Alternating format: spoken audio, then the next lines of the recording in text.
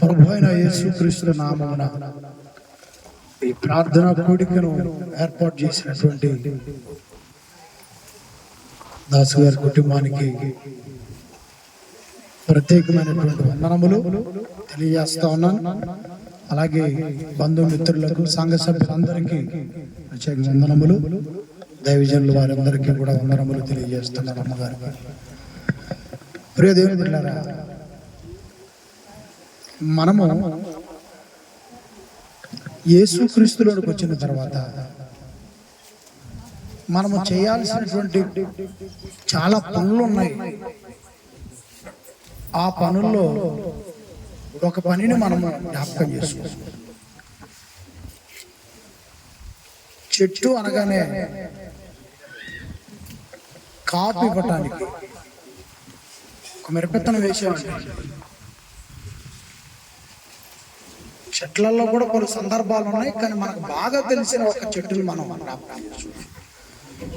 ఒక మిరపెత్తనం ఉంది, అది మిరప చెట్టు ఉంది. దాని పనల్లా ఏంటి? రైతుకి మంచి పంటని ఇవ్వాలి. రైతుకు మంచి పంటను ఇవ్వాలి చెట్టు. ఇలాంటి ఫలాలు ఉన్నాయి.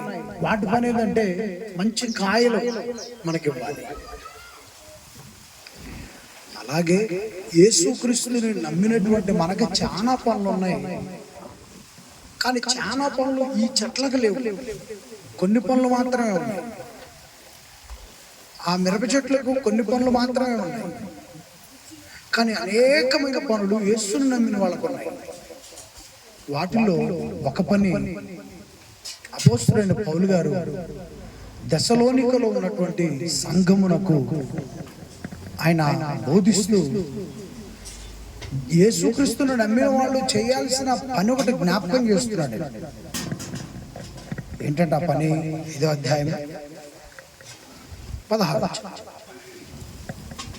పని జ్ఞాపకం చేస్తున్నాడు. ప్రతి విషయమందును కృతజ్ఞతాస్తుతులు చెల్లించుడి, ఇలాగు చేయుట యేసుక్రీస్తునందు మీ విషయములో దేవుని, అంటే కృతజ్ఞతాస్తుతులు చెల్లించటం ఎవరి చిత్తమంట? ఆయన ఎక్కడున్నాడు? పరలోకములో మనకు జీవితాన్ని ప్రసాదించిన తండ్రి ఉన్నాడు.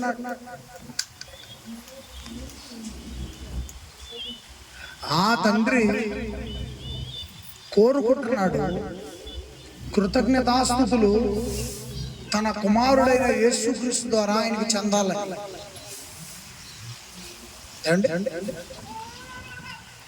ఇప్పుడు ఈరోజు అనేకమైన పనులు ఉన్నాయి యేసుక్రీస్తు నమ్మిన వారు చేయాల్సినవి. కొన్ని కనిపించేటట్టుగా చేస్తున్నారు, కొన్ని కనిపించకుండా చేస్తున్నారు. దేవుని పనులు వాళ్ళు కనిపించని అంటే చీకటి పనులు అనుకున్నారు. కాదు కాదు, దేవుని పనులే. కొన్ని ప్రత్యక్షంగా, కొన్ని పరోక్షంగా ఉన్నాయి. ఈరోజు ప్రత్యక్షంగా జరిగే పని ఏంటి?